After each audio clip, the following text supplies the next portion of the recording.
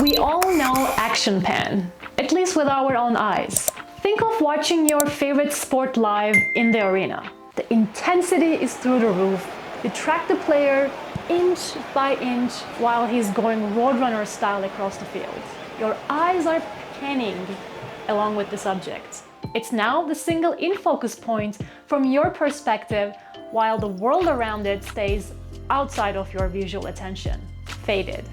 Wish your phone could do the same? Then just get the Pixel 7 Pro. With some practice, it'll help you to create that feeling of being inside the action, focused on a single point in motion. Here are the basics you remember to make the best out of this feature. You need to match the speed of your subject. Start out simple. Get in a car, sit in the passenger seat, and take shots of things outside by matching their speed. Try a cyclist in the bike lane, or pedestrian on pavements, a car coming from the opposite direction on a curvy road. I think being in a vehicle takes the load off, and it is a great way to get a feel for the feature. You just have to hold the camera still on the subject you want to capture, and the background is guaranteed to move and blur. Move along with the subject. Think of my previous example where I explained how you track the player at a game. Now, add your body movement too.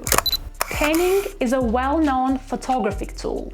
Nothing new there. The Pixel's computational photography is new though, just helping you to smooth out the jerky motions and adjust the settings to make sure you get a good exposure. To practice this, you'll need to be ready to move your whole body, not just to follow the subject with the lens. Easy practice would be to have a partner walk, and you match their pace.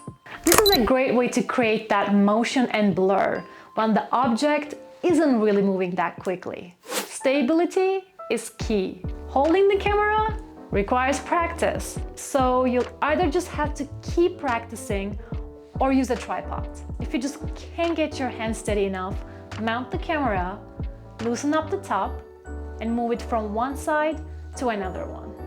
As the name suggests, the action pan feature is typically used for action shots, but try to think outside the box, because after all, this effect brings narrative and excitement to your photos. Take these shots for example. I think they could be good for editorial use if you were to run a local news site, an article talking about a bustle of a city, opening of a new exciting business, or a bleeding problem of a city, the increase in numbers of drunk drivers, for example.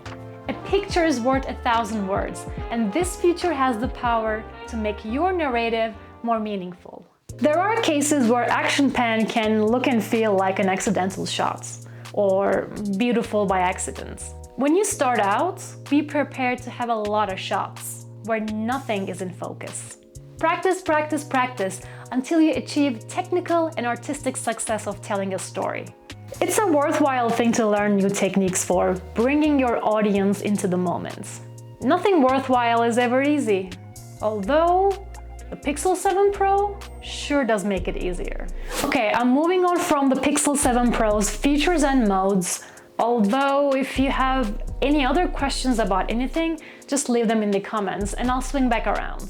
The next video will be related though. I'll be talking about the Pixel Watch, and in particular how it complements the Pixel 7 Pro.